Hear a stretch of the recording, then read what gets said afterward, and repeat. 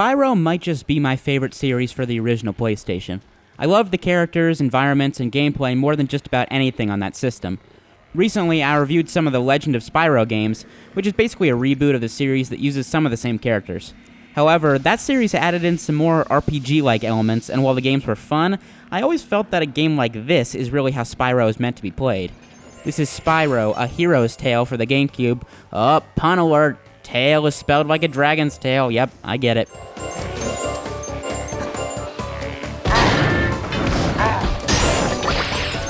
A hero's tale follows Spyro and his friends like Sparks and Ember as stones known as dark gems are being released throughout the land by a red dragon that the elders warned Spyro about.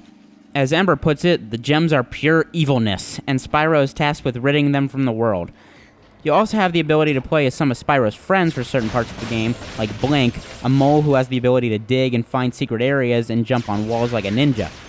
It's a really nice way to change up the pace. I was also pleasantly surprised by how funny some of the writing could be in this game. While the Legend of Spyro games take the series in a bit of a darker direction, A Hero's Tale feels very lighthearted, and this is reflected in the humor of the game. Hey there, Spyro. When I zap you with my wand like this, your current position in progress is saved. Also, you lose 1,000,000 brain cells. Wow, 1,000,000 brain cells? That seems excessively destructive. Gameplay in A Hero's Tale actually feels very similar to the earlier games in the series. From the charge and fire breath to gliding, Spyro definitely plays like you'd expect him to. Controls are also very tight, although I did find it a little odd that you can't pull Spyro up when he's in midair. Instead, pulling on the analog stick just flips him around, and this is a little weird when you think about gliding in most games.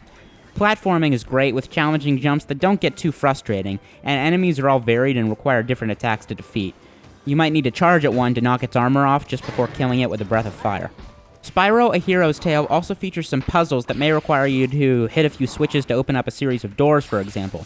These are also really well implemented, and they don't feel overused. I also love the visual style that this game uses. It's kind of cartoony and sort of like a painting at the same time, and there's much brighter color than the recent games. Voice acting isn't quite as good as in the Legend of Spyro series, especially Spyro in particular, but Blink is hilarious with the tone of voice he uses, as is Ember.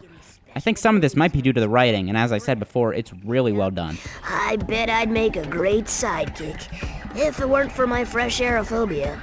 Fresh aerophobia? That's right. I actually have a fear of not being trapped deep underground. Although A Hero's Tale doesn't really jump out as being head and shoulders above other games in the Spyro series, it is still a really well-executed addition. I just wish that Wayne Brady or David Spade were in it, too.